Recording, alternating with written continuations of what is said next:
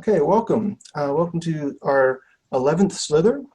Today, our focus is on green chemistry and inorganic lecture and lab. And I'm really excited today to be hosting this and have introduce our speaker. And so the plan is to have about half of our time be a presentation, and then hopefully most of our rest of the time can be a kind of interactive discussion about green chemistry and inorganic chemistry. So I'd like to introduce John de Backere. He has got his PhD in inorganic chemistry at McMaster University in 2018. And after that, he did a postdoc at the University of Toronto. And he's currently a faculty at the University of Toronto as an assistant professor in the teaching stream. He's primarily involved in Gen Chem and inorganic laboratory. And he was recently named the Greener Chemistry Laboratory Faculty Fellow for Beyond Benign, which is an organization that works to promote green chemistry in the curriculum. So with that, I'll give it away to John. Awesome. Thanks very much, Kyle, for the introduction. And I want to thank Ionic Viper for letting us come to talk a little bit about green chemistry and inorganic chemistry.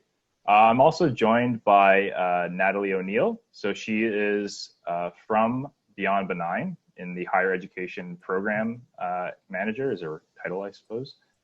So she's going to also be dual delivering this talk with me. So I think I've given you control over my screen, Natalie. You're muted. There we go. I think I've got control now, and I just have a dog over here who's just doing his little stretches, so I apologize if you hear a little whining in the beginning here. But today's agenda is just to go through our, so I do have control.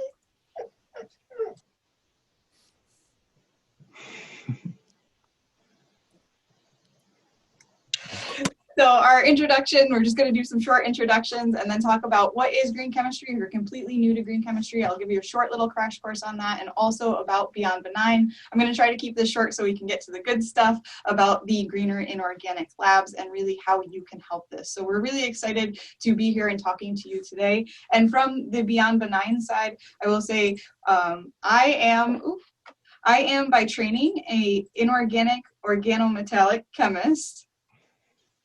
I'm not sure why it's so fancy. There we go. So by training an inorganic organometallic chemist, you can see here along my path that I learned about green chemistry while I was in grad school. So 4 years into grad school, I learned about green chemistry, realized that I didn't have the skills to synthetically be making safer molecules and the chemistry that I was doing. And so learned about green chemistry, went on to get a certificate in green chemistry and then bring it into my teaching. So I was at Utica College for 4 years before I just joined Beyond Benign last year. And I will say, again, we're excited to be interacting with you guys as the experts in inorganic chemistry, but also that from Beyond Benign, we are learning a lot about communities of practice and looking towards Ionic and Viper as a really great model. So I thank you for your resources in my teaching and also for the model that you are for us at Beyond Benign. And Kyle did a nice introduction of some of my background. Essentially just an overview is my PhD was not in green chemistry or anything even close to green chemistry. We used freons, solvent, anhydrous hydrogen fluoride, a lot of nasty things that are on the complete opposite spectrum. From there, going to a postdoc, I tried to get into a little bit more of a greener field, hopefully as using some or synthesizing some main group catalysts. And then as an assistant prof, now I'm trying to incorporate more of the green chemistry. But the overview of this is just, if you're not in the green chemistry field, don't be intimidated. It's not a steep learning curve. It's really some simple principles to keep in mind. And try to incorporate into how you teach or what you do in the lab. Great. So just to define green chemistry is defined as the design of chemical products and processes that reduce or eliminate the use or generation of hazardous substances. And so really this ties in well to lab benefits. So if you're using the 12 principles of green chemistry that were outlined in the text from Dr. John Warner and Paul Anastas in 1998, you can really look at having PPE be your last line of control, that really we kind of flip our hierarchies of control here and elimination is the first thing we should be thinking about. If we can't eliminate something completely, can we do a substitution and then start thinking about the controls that we need to add in? So that's really how green chemistry can have some benefits in the lab specifically, since we're talking about lab developing a resource guide around the lab here. But how does green chemistry reduce the risk? It's really looking at the hazards of the chemicals that you're using in the process through those 12 principles. And so risk equals hazards times exposure. Normally in a chemistry lab, we're thinking about that exposure, but green chemistry is really thinking about how can we bring down that hazard level so that we don't have to worry about the exposure so much, and therefore our risk is lowered overall. And green chemistry is really important for our chemists that are going to go out and develop the products and processes of tomorrow, because green chemistry is the only science where it's reduced on focusing and eliminating the hazards. And the chemists and the material scientists have the greatest potential to prevent and impact pollution prevention. So Beyond Benign is dedicated completely to green chemistry education. And so our mission is really to develop and disseminate resources. And we're looking at shifting this a little bit more to a community focus. How can we facilitate a community of practice that will be doing these things? So developing resources with faculty has been something we've been doing since 2007 is when Beyond Benign first started, mainly looking at the K through 12 space. And our green chemistry commitment, which I'll talk a little bit more about, started in 2013. And that's really when our higher education work took off, was in 2013. So Beyond Benign, as I mentioned, started in the K through 12 space, but we really see that green chemistry needs to be central and that it goes across the education curriculum, meaning that K through 12, higher ed, into industry. If we want to have a sustainable human and environmental health future, that we need to be thinking about it in our products and in our processes. So advancing green chemistry education is really our mission for a sustainable future. So quickly, just to mention the green chemistry commitment again, it's actually, I have to update the slide since yesterday. We have 73 signers globally now. We just gained one in Kenya yesterday. And so this commitment is growing at institutions globally, and it's around these student learning objectives. So there's 4 of them: theory, meaning those 12 principles; toxicology, that in order to make chemicals that have that reduced hazard profile, you really need to understand the basics of toxicology; laboratory skills, which we're talking about this resource guide and the things they could pick up as greener practices; and then application. How do you go and apply that in your future role as a scientist? So we do have examples from our GCC signers of how are they bringing green chemistry into their curriculum. So if you are interested in learning more about what others are doing, there are some great institutions. There's also some of them on the call here today that are green chemistry commitment signers that are doing amazing things and have great examples to share if you're looking for them. I will also just say quickly that there are opportunities. So the why sign on to the green chemistry commitment, is to contribute to this collective voice, but I would also say for the community, that networking, the collaborations, the tracking of the progress, seeing what other people are doing, how is chemistry education transforming during this time, to include things like the SDGs, so the Sustainable Development Goals. How do those apply to chemistry? How can we make sure that scientists are being able to go out and tackle those real world challenges?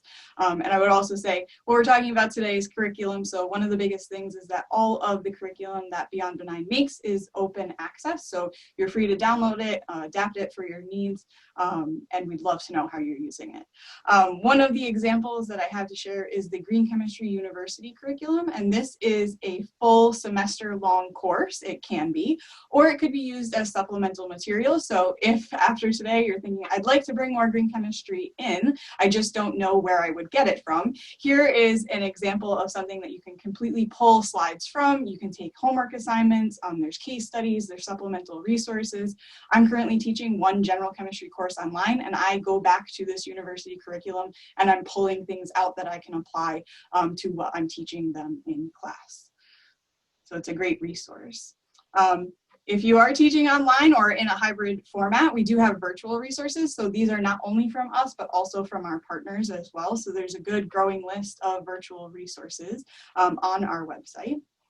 And so I want to talk about our kind of work within the lab realm. So our first work within lab experiments was a guide around organic chemistry for undergraduates specifically.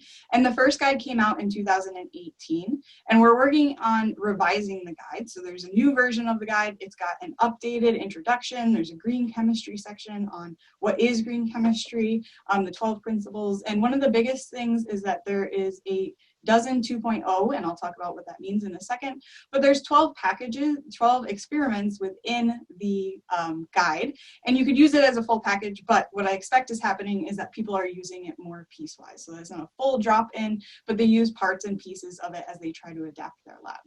So one of the ways that we are introducing Dozen is through the guide, but during this time when we had to shift things online, we had Professor Irv Levy, who was teaching at Salem State, also at Simmons University. He joined us and used Dozen in his class as a virtual lab activity. And so there's a webinar on that, on how he did that in his class, but also a activity worked through, so all of the explanations of why would you want to use Dozen. So it's a tool from Sigma that's free and open access. They use it to show the green profile of their products and processes. And so Dozen really looks at how do you think about, Dozen is a kind of knockoff, well, they don't have an either, but it's for Dozen, for the 12 principles. And so what it does is it gives you a value for the 12 principles. So here's just an example of it for a solventless synthesis of chalcones. And so here you can see there's 3 different reactions. The only difference between these reactions are the starting materials and the final product. So the process is exactly the same. So we can compare the scores and we can look at the one with the lowest value being the greenest process overall. But we could take a look at each principle so you can really kind of hone in if you want to look at one specific thing. But this is also great for if you want to develop out new labs. You could use it to test, like if I switch out just the solvent to water, for example, does it become a greener reaction, or is there actually a higher profile because of the amount of water and the fact that it'll end up being a hazardous waste? So you can use Dozen in that way, and we're thinking about using it for this inorganic resource guide. So just quickly, we did just publish a paper on approaches for incorporating green chemistry and safety into laboratory culture. And this is a free and open access publication on JChem Ed, thanks to Sigma. It will be in the special issue of safety and green chemistry that'll come out in January. And so our next resource guide is going to be moving away from organic because there are lots of resources in organic. We've put out 2 of them. And now we're thinking about what do we know, the signers from the green chemistry commitment, what areas are they implementing green chemistry in? And so we see inorganic chemistry and general chemistry as the next frontier. So I think the next slide, I'm going to hand it over to John to tell you more about their work at the University of Toronto. Awesome. Thanks, Natalie. That was awesome. Yeah, so I just wanted to start by kind of am I muted? I'm not muted. You're good. Okay, now I'm good. Yeah, I just wanted to start by kind of discussing the process of introducing green chemistry. And one example would be at University of Toronto. And really, it's not just going to happen overnight. As you can see here, the University of Toronto really started to think about and incorporate some sort of green principles back in 2000. So it's been 20 years in the making of really trying to make our program a green program. And there's been a couple different steps. Typically, it starts with organic chemistry. As Natalie alluded to, there's lots of resources out there. But now we're starting to get into some inorganic chemistry. And our department has a lot of different resources.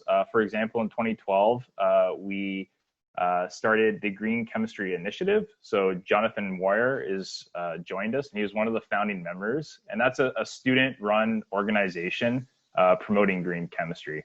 And then in 2016 is when we actually joined the Green Chemistry Commitment with Beyond Benign.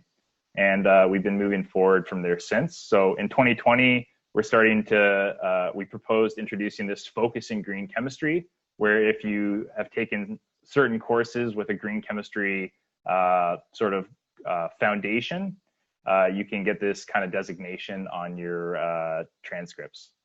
And then now moving forward, which is kind of why we're here today to talk about, is introducing some green chemistry into inorganic curriculum, which is typically less explored. So when I first heard about this idea of green chemistry, you know, risk and exposure and hazards, I essentially imagined if you wanted to be a green chemistry course that you're going to be doing something like vinegar, baking soda, right? So we're going to change out all of our experiments, super safe, no hazard, and our students are going to get their diplomas, right? But that's not really what green chemistry is about. And I like to think of green chemistry as sort of a spectrum of green. So you might have something that's not so green, so lower down on the green spectrum. And really what you want to do is you want to try to look at ways to make it greener. But at least for me, I really want to maintain and keep sort of the core principles and skills and techniques that I want my students to have. So you don't need to compromise is kind of what I'm getting at. There's lots of great green experiments that I don't think you would even realize are green until you start to apply the principles. So at U of T, a little bit about our labs. So typically for our second year, third year inorganic courses, there are 4-hour periods, either once per week or every other week, depending if it's a single term or 2-term course. And the experiments that we do are largely based off of what I would call some older chemistry, at least much older to me. So that's from the 1970s, 1980s. And I would say they're oldies, but a goodie, right? So a lot of these are really great experiments, and they offer a lot of really valuable synthetic techniques, great analyses. They're tried and true, so you don't have to worry about things going too wrong. So these are the ones that we do, or that I sort of inherited when I began my faculty position in 2019. And I'm going to focus a little bit on our second year labs, because these are sort of the ones that I've been introducing greener labs to, or plan to introduce greener labs to the most. So greening my second year labs, and this is the COVID-19 edition. So it got modified slightly. We have 3.5-hour periods now, and that's to provide some buffer time for cleaning in between groups of students. We also only have half as many periods as we normally would. So our labs are scheduled to run next term in January.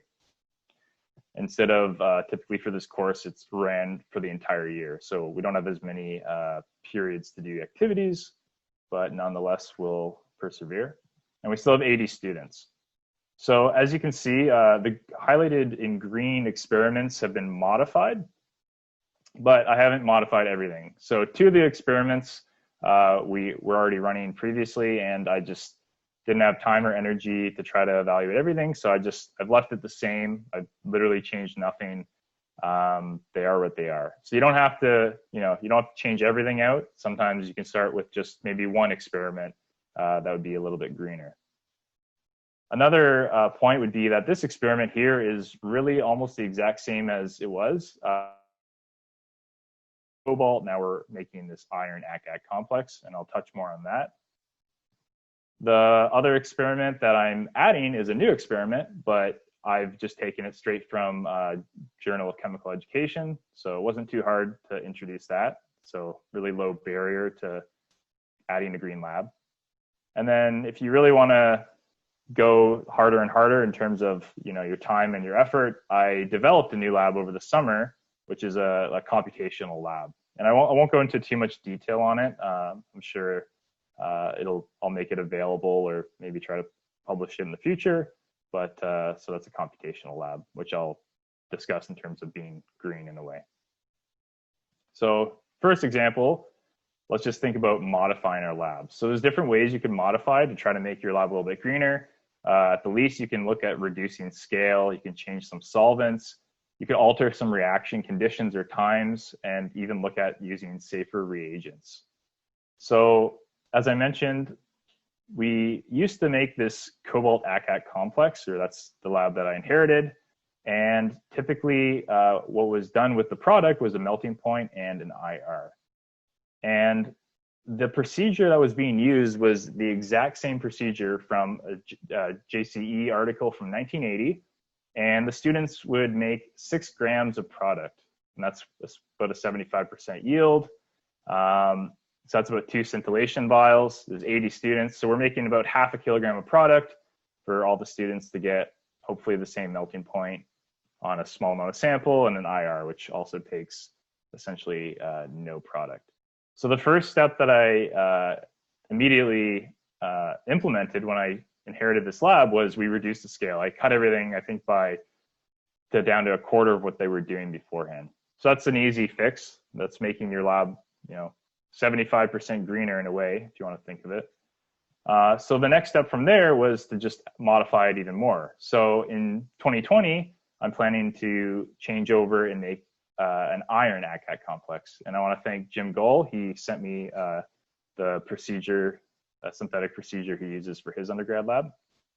And a couple of the benefits of this is you're avoiding the use of cobalt. So cobalt is essentially a conflict element. It's mined in the Congo. So you're avoiding that. You're also avoiding the use of hydrogen peroxide, which in terms of safer chemicals would be something to consider. In terms of the synthesis, you can do it at room temp in water, and it gives a very high yield. So it's a really nice, simple fix. Essentially, it's the exact same lab, same experiment, but now we've just switched out some reagents and switched out what metal they're making. So in terms of the 12 principles, there's lots of different items you could think of: waste prevention, less hazardous chemicals, safer chemicals. In terms of the reagents, you're not using peroxide, like I said, etc. In terms of trying to draw attention to some of the greener principles or green chemistry, one of the post-lab questions I added was looking at something called atom economy. So atom economy essentially just evaluates the mass of atoms from your reagents that are incorporated into your product compared to the total mass of all the atoms in your reagents. So it's kind of a different metric. Usually we just look at percent yield, 90% yield, that's great. But if you do this atom economy, you'll essentially see that out of all your reagents, roughly 60% are incorporated into your product. So that means 40% of your reagents are byproducts or waste. And that can give some insight into, thinking more about, is it a green reaction? And there's also lab extensions. I haven't done any of these, but you could look at using the product for catalysis if you want to do an additional lab period. You can also, there's a publication using it as a precursor to make magnetite nanoparticles. So that's also something that you could look at doing. And if you want to collaborate and try to work some of these out, let me know. I'd love to chat more about that. I mean, the first one's a JChem ed, so that's already worked out, but I don't think anyone's doing the nanoparticles. So it's a good idea for you. So another greener lab. So instead of just modifying an experiment, this is a brand new one that I took right from Journal of Chemical Education. The name's probably familiar, George Lazinski. He has some nice material labs. So in this case, it's not too different than what many of us likely have in our curriculum, which is a quantum dot lab. Typically you're making, or at least when I was an undergrad, we made these cadmium selenium quantum dots. But in this case, it's a zinc copper indium sulfide quantum dot. And the benefits in terms of green principles, it would be less toxic. Really, you're using the exact same synthetic techniques that you would use otherwise. So it really has the same pedagogical value or outcome. And you can do the same analyses, UV vis, luminescence. There's extensions for, you can do TEM on it. And that's a JChem ed article. So really low barrier to entry. You can just pull it up. All the supporting has nice questions. All the procedure has been worked out really nicely. Furthermore, there's a link at the bottom. So he has a sort of an online video manual. So this might be a good option for COVID-19 if you can't go in person. each step. There's nice videos of them, adding reagents, mixing, etc. And George is really nice. If you email him, he sent me some data to look at as well. So I'm sure he'd be willing to share that with anyone interested. And sort of a green twist that I added was a pre-lab question. So I wanted students to discuss toxicities of cadmium and selenium to living organisms and kind of relate that to why we would want to do this lab instead in terms of the 12 principles of green chemistry. So it's not too hard to sort of add questions or thought discussion points for students to sort of think about why the lab is green, if it is green at all, and whatnot. So here's another example that I thought I'd share. This is from Jason Cook at the University of Alberta, I believe has also joined us today. And this is a really fantastic experience. This isn't in my second year. I'm adding this to my third year lab, but he has this really, really fantastic article about making these nickel phosphine compounds and using them for Suzuki-Maori cross couplings. So if you're interested, really check this out. He did a fantastic job. And in fact, if you looked at this experiment, I mean, there's really almost no direct mention of, green. He doesn't use any buzzword in terms of being a green experiment. If you just saw this online, you'd probably read it and say, wow, that's a fantastic lab. I should do that without even thinking about it. So it's really comparable. It's not, you're not compromising anything in adding something like this. For my lab, I kind of spun it as a sort of a problem-based learning activity. So I said they were hired by a company to explore this nickel pre-catalyst as a greener alternative to replace palladium catalysts. So I'm already sort of giving the green mention in there, getting them thinking of why or if it is greener. And really some of the points that they would talk about is compared to palladium, nickel's more available, it's considerably cheaper and generally considered less toxic. And when it comes to the catalysis itself, which I'm hoping to have my students do, it's actually done in a greener solvent as well. So it's done in tert-amyl alcohol. So overall, it's a fantastic lab. And in fact, for our curriculum or traditional curriculum pre-COVID-19, it tied really nicely in with what students were doing in their second year. So in their second year, the students are actually synthesizing these nickel phosphine complexes in order to look at some magnetic susceptibilities.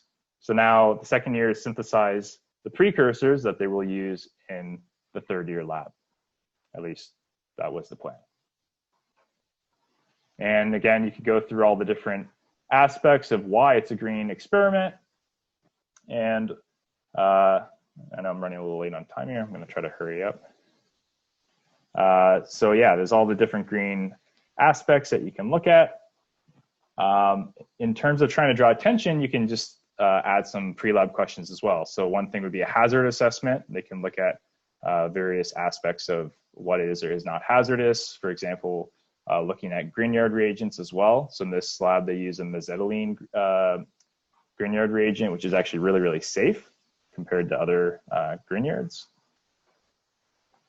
And you could also ask other sorts of questions. This is from a different sort of related activity, but you could talk about considering 12 principles of green chemistry and why this lab essentially ties into that. All right, so to wrap up, one other idea for kind of greener labs would be a computational lab. So I think most of us would agree you're getting away from really any hazards. There's no chemical waste. So that'd be a really green sort of activity if you can include that.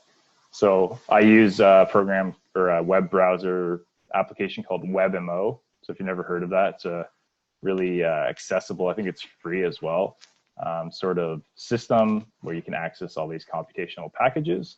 And here's just a few different examples of some labs that have been published. The first one, you might recognize the author there, Chip.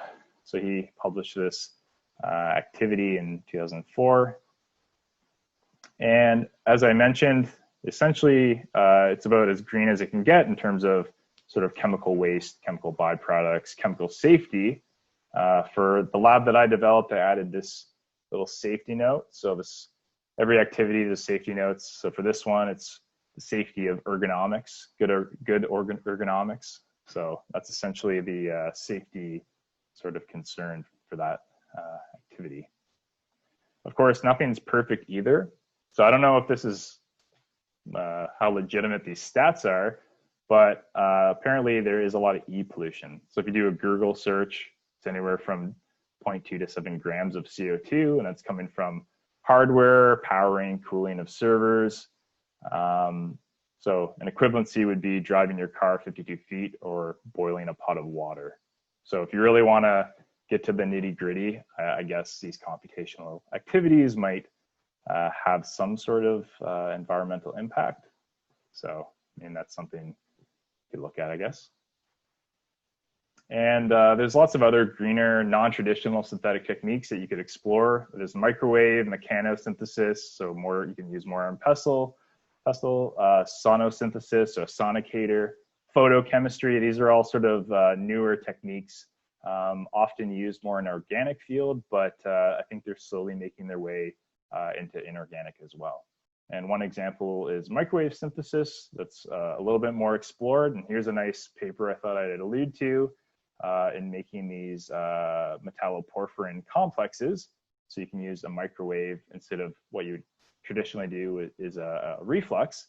And in fact, it's very, very quick. So if you look at some of these complexes, they're made in a matter of 10 to 15 minutes at pretty moderate conditions. So lots of cool stuff coming out of the pipeline if you keep an eye open for it. And that kind of leads us to sort of the final sort of pitch here is we're really looking to make this inorganic green chemistry resource guide. And we really want it to be a kind of a one-stop shop with anything that you might need, any resource, really to reduce the barrier to getting into or adding greener experiments in an inorganic lab. And we really want them to be equivalent, if not superior, to what you're currently doing. And I think hopefully from some of the examples I've given, you can see that there's some really fantastic labs that would be considered green. So we're not trying to go for this. We really want them to be really valuable experiences for our undergrads. So where we're at with this is we're looking to develop some introductory materials aimed towards inorganic faculty. We're looking through the literature, trying to find great experiments. So it's kind of a curated collection from what's out there.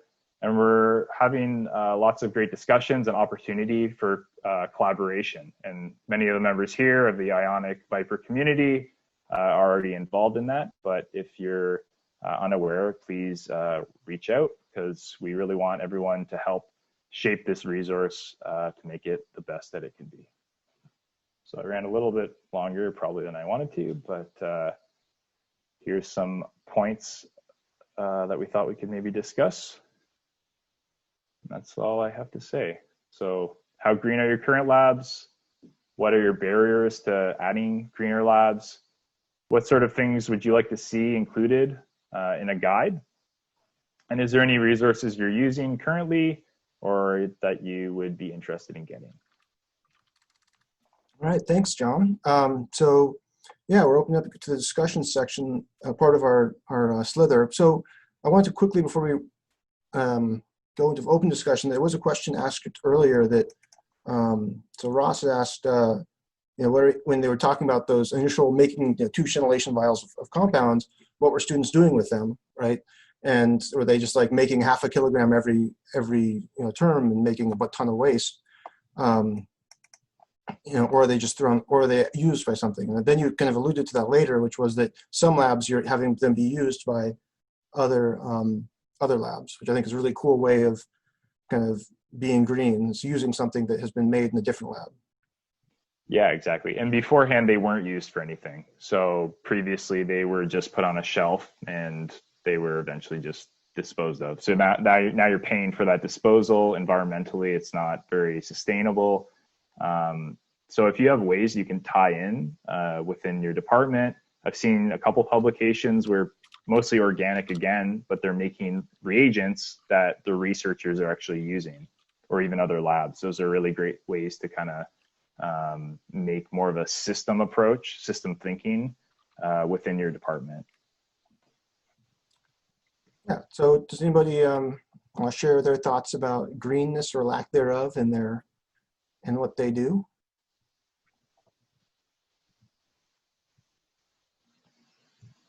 Do you want me to stop sharing my screen here? Yeah. Go ahead and do that. Yeah, hi. So Jason here. I just wanted to thank John for actually mentioning the article that I had put in JCE there. I hadn't actually thought of the green angle on it, and I had mentioned in the chat, but part of it was I had written a previous article that I had tried to attach the green tags to, and I was told that the experiment didn't really meet their criteria, and so I had to use the word benign in the title instead. So I just wanted to mention that, you know, that was kind of a neat twist that John put on it, and I appreciate it. It gives me a new way of thinking about that experiment, actually. One thing I just wanted to mention, because I've been doing a lot of the things that John had mentioned, reducing scale and that type of thing. And one approach that I've taken is to try and look exactly at what the students will be doing with the compound and then picking the scale to match. You know, for example, if all they're going to do is an IR spectrum or an NMR spectrum and they need 100 milligrams, then why not target something where most students get a yield of, you know, at most 100 or 150 mgs and try and go from there. It does carry a risk that some students might not get a yield, you know, when you're working with small quantities like that, but it's not true microscale chemistry. It's more mini scale. So I just thought I'd put that idea out there, and we collect things that we think have value and that type of thing as well. But it was a great forum and a great discussion. So thank you very much for allowing me to participate.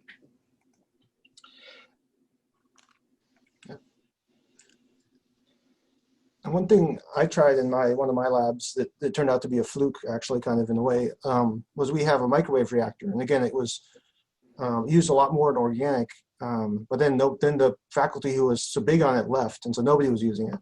And so there was a shift-based synthesis for a lab where they make an imine, and the reaction called for refluxing 30 minutes in like a bunch of ethanol. And so I scaled it down to just like 2 mils of ethanol in a microwave reactor tube with like a drop of acetic acid, and zapped it for 5 minutes, and then it crystallized out of the solution. But while we were waiting in line to do it, because it was only one microwave reactor, some of the students were like, is this normal? And held it up, and crystals had formed in their tube before the reaction, before we even microwaved it. So it turns out that heat wasn't even needed. It just needed an acid catalyst in the concentrated conditions. And then instead of rotovapping down all that ethanol, which is what the standard approach was, we just filtered it. And we got it in really good yields as a crystalline solid. So even like the organic steps within our inorganic lab, like you can apply those same green ideas to. Yeah, there's definitely, I think, a lot of space for some of those non-traditional techniques. And I don't, by any means, in my own lab, I wouldn't intend on replacing everything. Like, I'm not going to do everything microwave and they never have to do a reflux or any, you know, I want them to get those techniques, but in some of the activities, it's like every single one, they're heating a, you know, an Erlenmeyer solution. You know, are they really learning that much?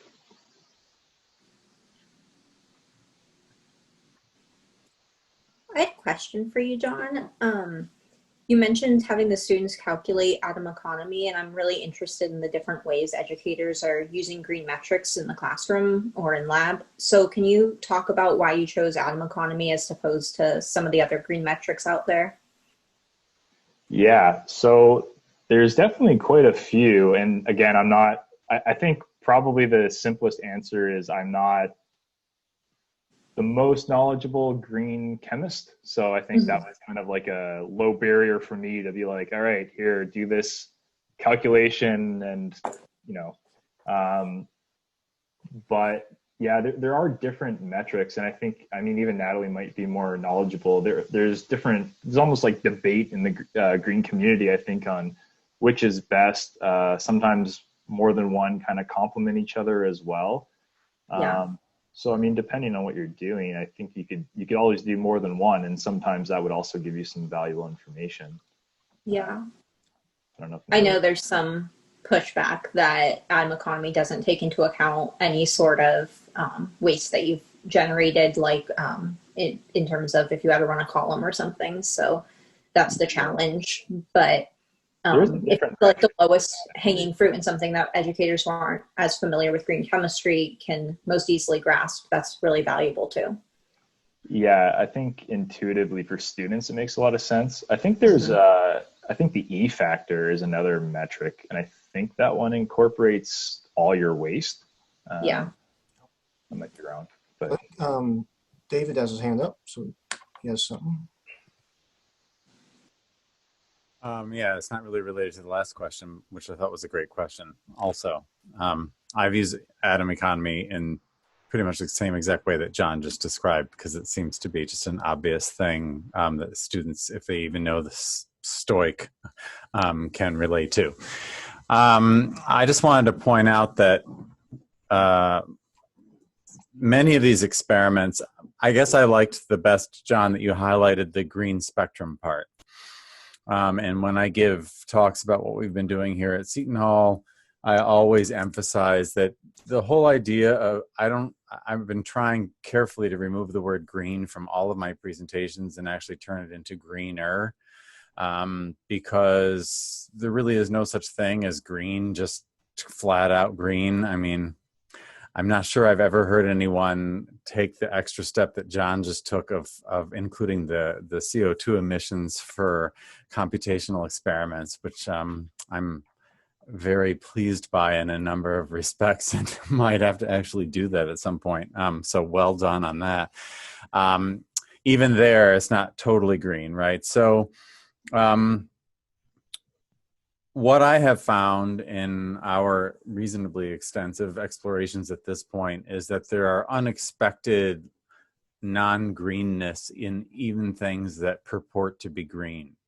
So I think, and that's not necessarily a bad thing. I think it can be used as a teaching tool for students. So for example, John showed the porphyrin synthesis.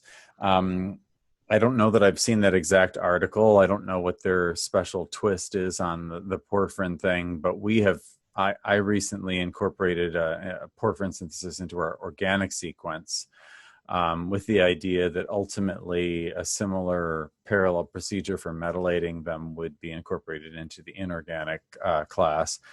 And it's wonderful that it's done in the microwave, which is significant because traditional porphyrin synthesis can be 6, 8, 10 hours of reflux, and it's done in the microwave in like literally 3 minutes. But the workup is tremendously orange, not at all green. I don't know exactly what that particular paper did, but it's still extremely solvent consumptive. So what you have to do is, of course, take it down to the micro level, and there are various compromises. But the idea here, I think the take-home message is that there's rarely any way to get around some things that are orange, and as long as they're used as teaching moments, I think that's fine.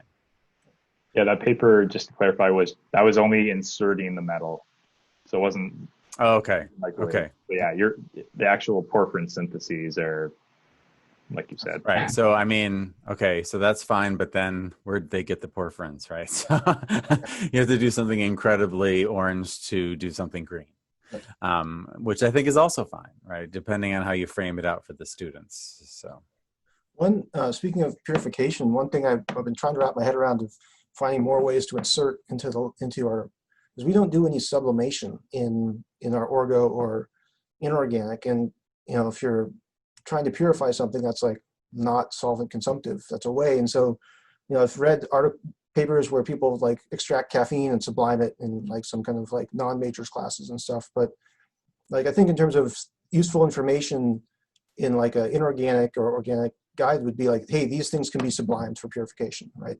these are things, and these are the general conditions that work. Like, so I was just, David, you'll get a kick out of this. I was just had a student purify benzyl by sublimation. So I don't know if the heteroatom version is also sublime and purify that way. But yeah, so like I think like thinking more about solvent consumption, alternative solvents, and then purification methods. Yeah, I think they do. And I think it's also, I mean, I think that's great. I agree with that completely. And I think it's also worth noting that sometimes you can run a reaction with an impure starting material, right? If you don't have impurities that interfere, it's not necessarily, I guess, greener as much as pointing out to students reactivity differences and so on. So, and you can, if you can, I guess, cut out the purification step while acknowledging that there will be waste, it's back to the give and take again. I love talking to students about these things, and this is why I think John and Natalie are doing such amazing work with this and other curricular adjustments, because I do think, as John said in the beginning, that there's a big activation barrier for a lot of people, and it doesn't have to be. It all depends on how you frame it out with the students. And so as long as you put the right spin on it in the moment, and by spin, I don't mean a negative thing. It's just, it can be very, very low barrier to, one improvement is an improvement. And if you have something small that you've done and you want to share it, Viper is a great place to share it. On the Inorganic Lab, if you tweaked it, or if you've come up with an idea to incorporate a modification for a lab that's already out there, Viper is a great place to put that and see what people think and bounce ideas off them. Any other thoughts about, or things you've tried that worked or didn't work, or labs you love that you wish could be green? I just have one comment / question / thought. I don't know what to classify this as, but I found this really great.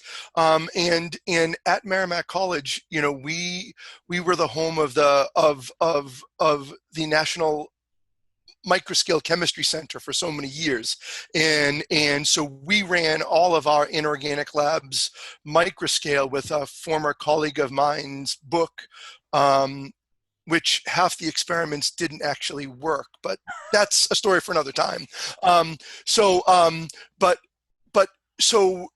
I've done, like Jason mentioned, I've scaled almost all of my labs down, so I only get sort of enough product to make enough for what they need to do in the next step. However, I would still love to think of other ways, because I'm always looking for other experiments. And we have 2 chemical microwave systems. I have a big one that runs 35 or whatever, 40 at a time. And I have one that runs a single. And so what sort of where I would need to sort of get involved in this is, the way that I think about it is that I'd almost need like a buddy, like as someone who can sit with me and be like, okay, here are your experiments. Like, let's try to tackle this. Let's figure out where you can start. I would also love to even be a buddy in a way with someone who's saying like, hey, I'd love to think about doing this lab, and it might work in a microwave, but I don't have one. Can somebody help me by running this? Because I'd be happy to help out in both of those ways, or to be helped in any way, because I'm really at the point where I see the potential, but I'm at a loss because I don't quite know where to begin. And so to me, the activation barrier, at least, my perception of the activation barrier is so high that I don't know where to begin. So it would be really great if we could think about sort of trying to pair people up. And look, and I know at some point when this is possible, I can just drive down the road down to Wilmington, since I drive by you every day when I drive home, and I can get help that way. But anyway, that's my thoughts on this. Yeah, I was kind of thinking actually along a similar line of like a lot of these green experiments are pitched as an experiment that's green, but in some ways like the inverted model would also be really helpful, of like green techniques and spectroscopy or things like Kyle brought up, sublimation. So like when these things could be applied or maybe substituted in to existing experiments would be helpful. Because like Anthony was saying, it seems sometimes like a really big barrier of activation, right? To redo an existing lab or to replace a lab to have a more kind of green experience. And it might be an easier sell if it's like, you know, evaluate what you have. And if you have this type of product, maybe you should go for sublimation.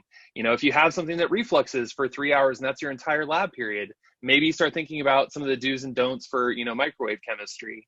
And so having that kind of like inverted approach to creating a more accessible green curriculum, right? To get another buzzword in there at the same time might be helpful.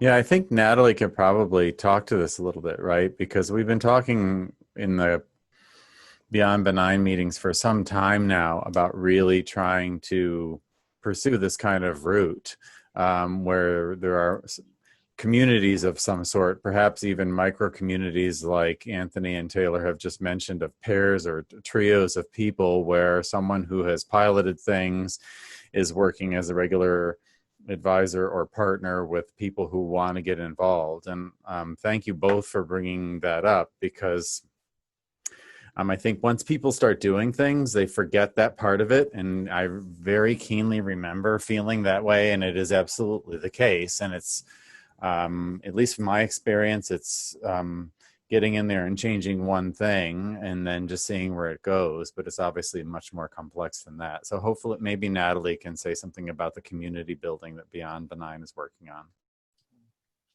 Sure. Thanks, David. Thanks so much for your viewpoint on this. And David is one of our signers and active members in our community through Beyond Benign in the higher education space. And I will just say that's very much our reason for being here and bringing you this, why we're our past guides and this guide that we are developing is to engage you in this discussion and to say we're going to be hosting a working group that gets together every month and talking about this and developing out the guide. So John is working with us from Beyond Benign as a faculty member that's going to be doing these things in the lab as our faculty fellow, but we would love to engage more people in developing labs, in supporting you in the ways that we can.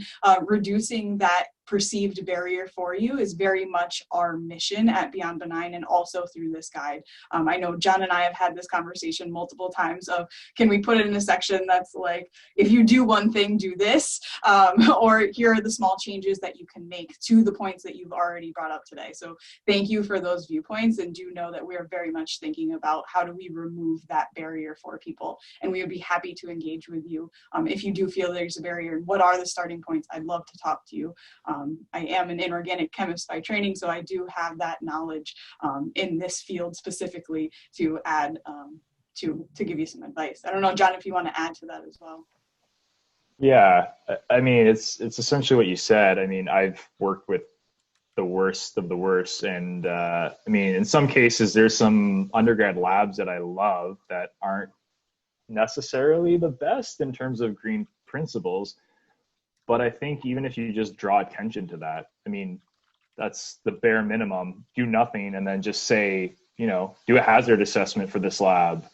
Is this a good lab? No, it's terrible. But, you know, pedagogically, it's fantastic. I don't think there's a problem. I think it's a balance, though. I think some really green labs are great, right? And if you can substitute some things out and make it a bit greener, you know, like David pointed out, it's a spectrum. So if you're, you know, not very green and you change one thing and become a little greener, we're all working as a community, kind of building our way up to, you know, a better place, I guess.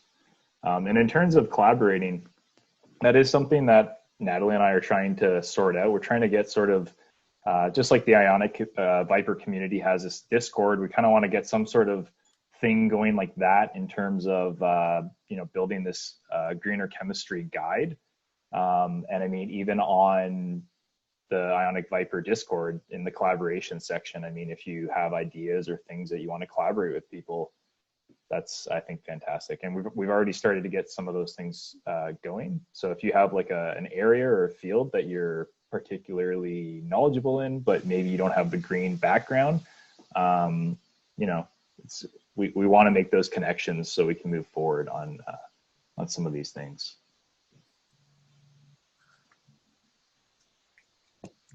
Cool. So we've hit the hour, so don't feel obliged to hang around if you have other things to do. But before you go, please do fill out our SLiTHER survey, which I put in the chat again.